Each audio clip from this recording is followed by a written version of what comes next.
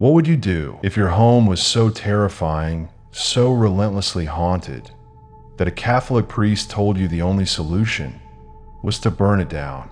Not cleanse it, not pray over it, burn it down.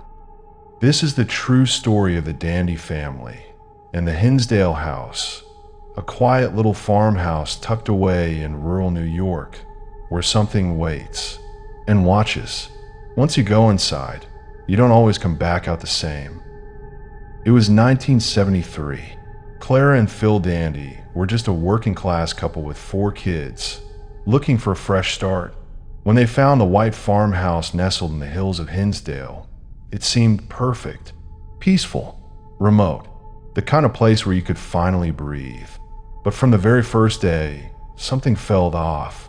Their daughter, Laura, would later describe it like this: "It felt like the woods were watching us." It started with subtle things, doors creaking open on their own, lights flickering. The family joked about it at first. It's an old house, after all. Wind, drafts, maybe mice. But then things escalated.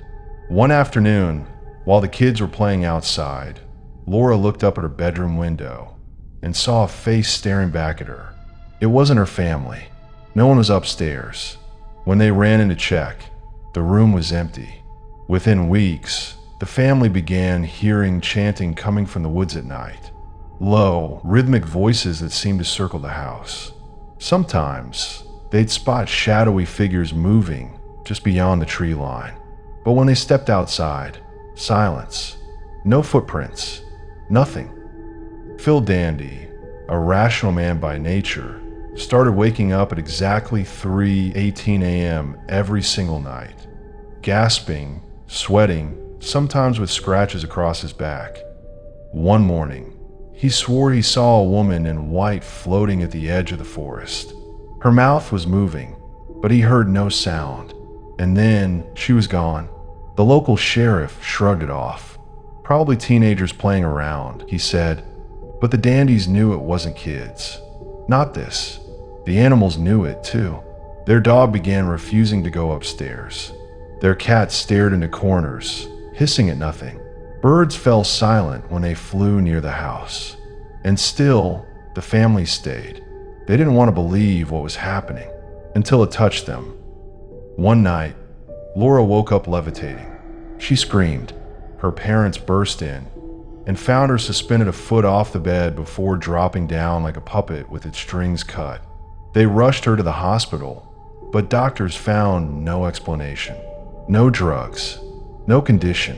Weeks later, Clara Dandy was doing dishes alone when the kitchen grew ice cold. She turned to grab a towel and was slapped hard across the face. She screamed. No one was there.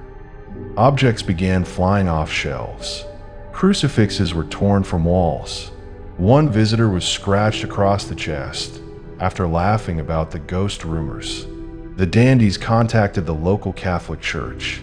They sent Father Alphonsus, a man who had performed over a dozen exorcisms. What he saw disturbed him so badly that he returned to the diocese and made a chilling recommendation.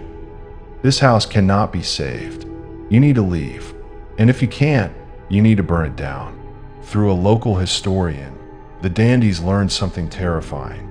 The land had a dark history. A Native American execution site had once existed near the property.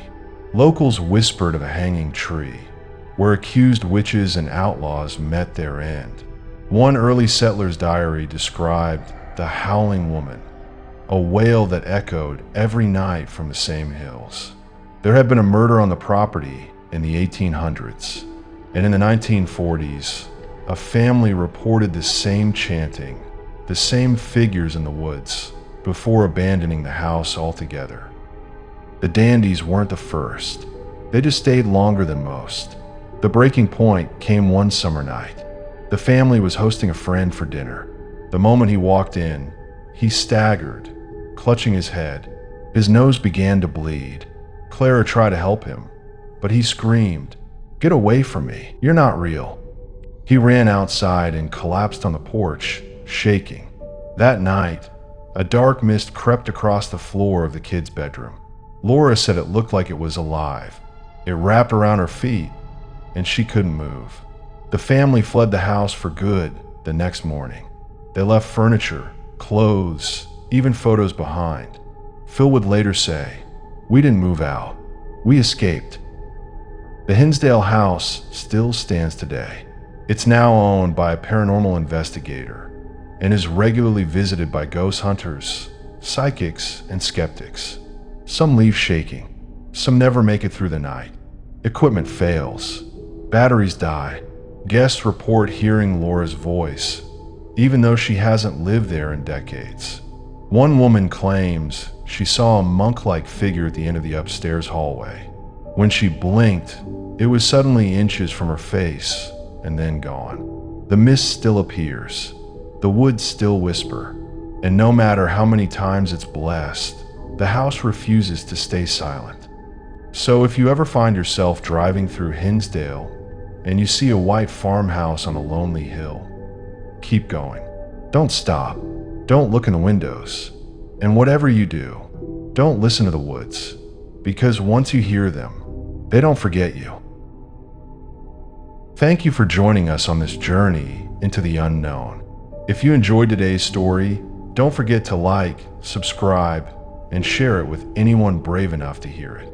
Also leave a comment if you know any interesting stories that you want me to cover. And remember, the past is never truly gone. It's always waiting to be discovered.